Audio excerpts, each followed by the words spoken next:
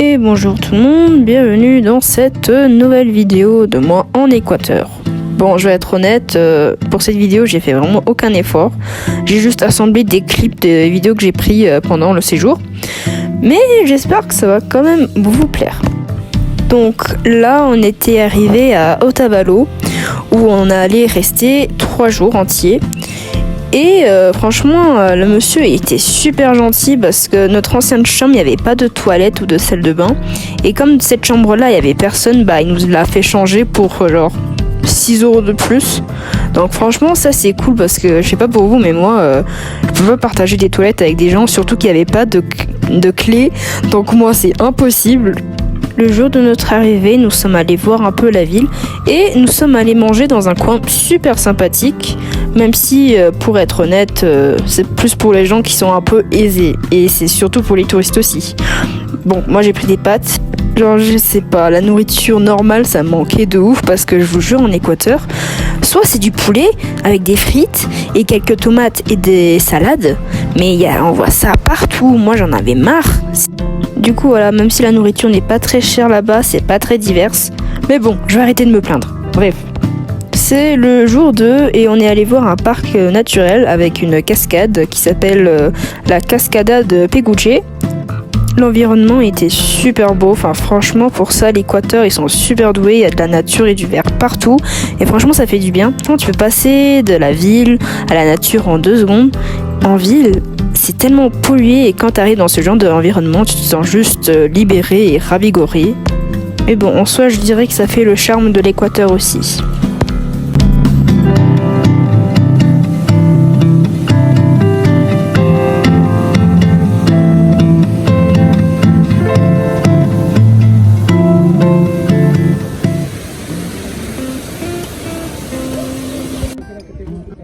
Juste après, nous sommes allés voir le grand marché d'Otavalo qui est réputé pour être l'un des plus grands marchés de l'Amérique du Sud. Et on a fait quelques achats, genre moi j'ai acheté une flûte, un stylo, un lama, enfin pas un véritable lama, mais genre une sculpture de lama. On a acheté aussi des peintures d'un artiste qui sont très jolies et de nombreuses autres choses. Et on a essayé de négocier et tout, bon, on n'a pas très bien réussi, mais on a quand même réussi quelques fois. J'ai aussi acheté un bracelet et des boucles d'oreilles et un briquet et un aimant. Bon bref, beaucoup de choses quoi.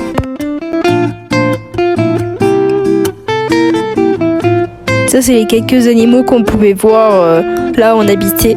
C'est trop drôle, il y avait vraiment tous les animaux possibles, des vaches, des poulets, des chats, des chiens, bref. Ce jour-là, j'avais rien de prévu, alors je suis allée aider la famille du propriétaire dans la cuisine parce qu'ils ont ouvert un restaurant. Et après, ils m'ont habillée avec les vêtements traditionnels d'Otavalo. Enfin, ils sont tellement gentils, adorables, j'étais vraiment super contente.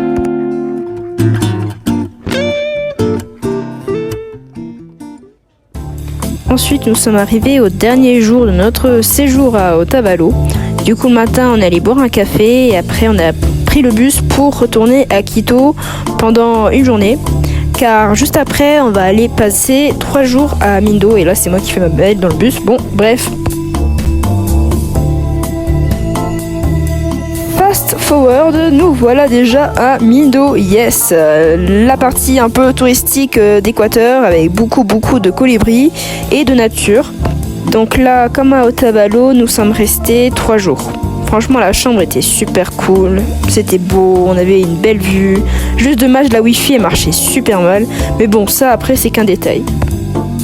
On est allé en ville et puis on a mangé un peu parce qu'on n'avait rien mangé de la journée et on avait super faim. Ici, les plats coûtent un peu plus cher, mais franchement, pour la qualité rapport-prix, ça va. On a pris un taxi le lendemain pour aller voir un parc d'oiseaux. Mais malheureusement, on est arrivé beaucoup trop tard, vers 10 h on dirait. Et on n'a pas vu beaucoup d'oiseaux, mais on a vu beaucoup de colibris. Et c'était cool, hein. Écoute, sinon à part ça, on a vu un seul oiseau qui n'était pas un colibri. Mais bon, en vrai, c'est pas grave parce que la nature était tellement belle. Je me sentais comme dans la forêt amazonienne. Donc, belle expérience. Bon là on m'entendait pas mais en gros j'ai dit qu'il y avait plein de moustiques et que j'étais en jupe. Du coup je me faisais bien bouffer sa mère.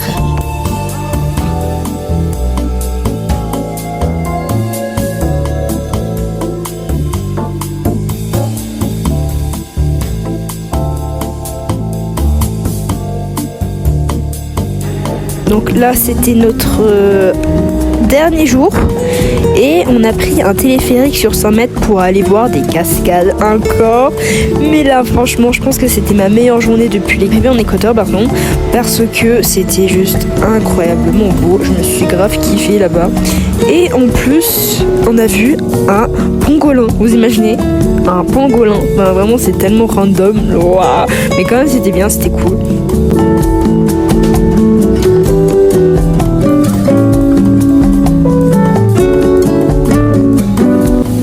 Un de mes moments préférés de la journée, je pense, c'était quand on est allé se baigner dans la cascade. Bon là, je me suis pris un rocher, j'ai bien eu mal. Et en plus, à un moment donné, j'ai trop fait la folle, je suis allée tout au bout et j'ai failli me noyer.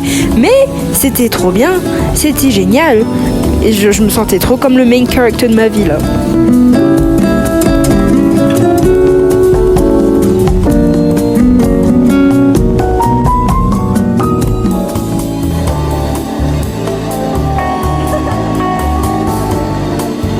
Un autre de mes moments préférés, c'est quand on s'est retrouvé derrière le camion quand il pleuvait.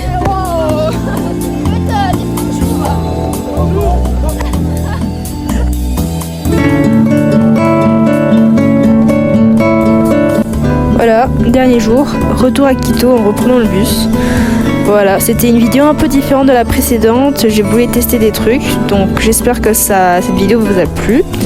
Et on se retrouve très bientôt pour une prochaine vidéo. Bisous!